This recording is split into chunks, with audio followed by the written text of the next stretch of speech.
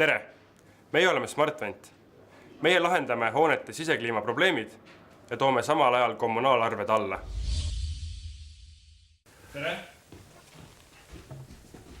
Tere! Tere!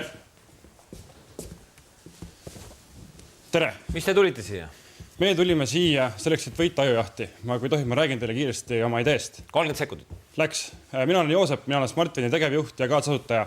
Meie langetame hoonete energiakulu, pannes sisekliimat tagavad seadmed efektiivselt ja ökonoomselt tööle.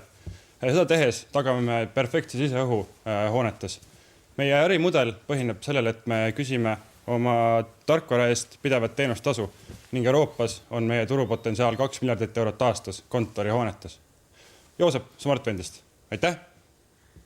Mis asja te teete? Ma midagi ei saanud aru. Tagame suurepärast sisekliimat. Mida te tagate? Vaadake siin ringi, siis ma töötasin asutuses. Mida te tagate siin?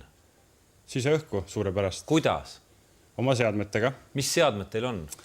Meil on riistvara ja tarkvara, mis siis töötavad koos harmoonias ning panevad kõik võimalikud seadmed, mis siin hoones juba olemas on, panevad niimoodi tööle, et siin oleks madalam energiatarve pidevalt. Tõsi, jah? Just. Kuidas te seda teete? Vaadake seda tehnikat. See on aastast 1970 see tehnika. Kuidas te selle sünkroniseerite? See ei ole probleem, et kõik need, võtame näiteks ventilatsiooniagregaadid, et kõigele sellele on võimalik lihtne näide on näiteks nagu arvuti tarkvara uuendus.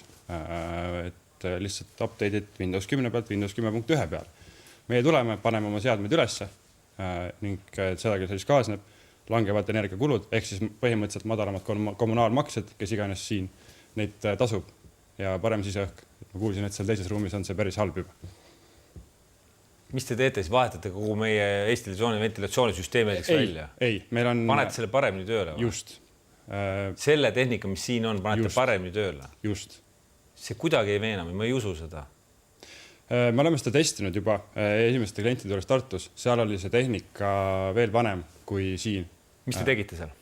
Me panime siin üles sensorid erinevad, mis siis monitoorivad seda siseõhku ja nende andmete põhjal juhivad neid samu iidseid seadmed, mis näiteks on siin. Kuidas need juhid? Meil on see kas maksimumi peal või väljas, midagi juhtida ja muud moodi ei ole võimalik. Ja see konkreetne juhtimisseadmed tuleb välja vahetada, aga selles mõttes kogu ventilatsioonisüsteemi ja torustikku ei tule välja vahetada selle jaoks. Kes maksab selle eest? Sellest maksab, seal on ka 2 varianti, sellest maksab, kas siis klient ostab seadmed täies mahus välja või siis seadmete rent, näiteks nagu Telia ruuterid, mida saab ka ju rentida, ei pea kohe välja ostma. Tooge mulle üks näide, kuidas see siis tõesti vanade majade puhul, kus on väga vana tehnika, uutes majades on see niikuinii lihtne korraldada. Kuidas see täpselt toimib? Kuidas see täpselt toimib? See toimib niimoodi, et lähen mina sinna hoonesse, vaatan, kuidas see asi seal parajasti toimib, vaatan, kui palju see asi... Mida te vaatate? Kuidas on, milline on ventilatsioonisüsteem, kuidas on küttesüsteem lahendatud. Ühesõnaga, alguses on vaja kaardistada, et ma teaksin, mida ma reaalselt sinna tegema lähen, millised seadmed sinna vaja on, eks ole. Mis seal lahendatud? Seal on radiaatorid akna all ja ventilatsioon on kuskil üleval. Mida te kaardistate seal? Küttesõlmest ja ventilatsiooni agregaadist. Mis te vahetate radiaatorid ära siis? Ei, radiaatorid me ka välja ei vaheta. Me juhime neid radiaatorid nutikalt. Kuidas te juhite neid vanu 50-ndatel pandud radiaatoreid nutikalt? Selleks on seda vett pumpab nendesse radiaatoritesse üks konkreetne küttesõlm näiteks.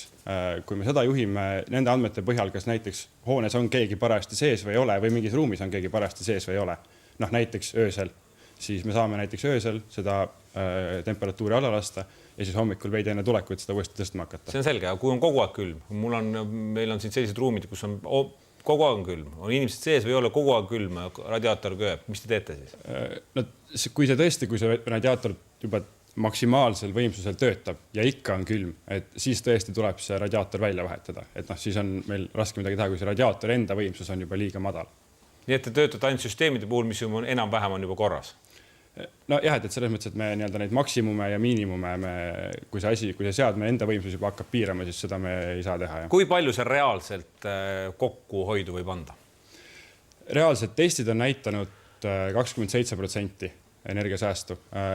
Hinnangulised arvutused näitavad kuni 50% energiasäästu. Ehk siis näiteks 50% madalamaid küttearveid iga kuu, 50% madalamat elektriarvet iga kuu. Kui palju teie endale raha tahate saada? Meie tahame saada hinnangul, ütleme nii, et kõige parem hinnang on 1 euro ruutmeetri kohta.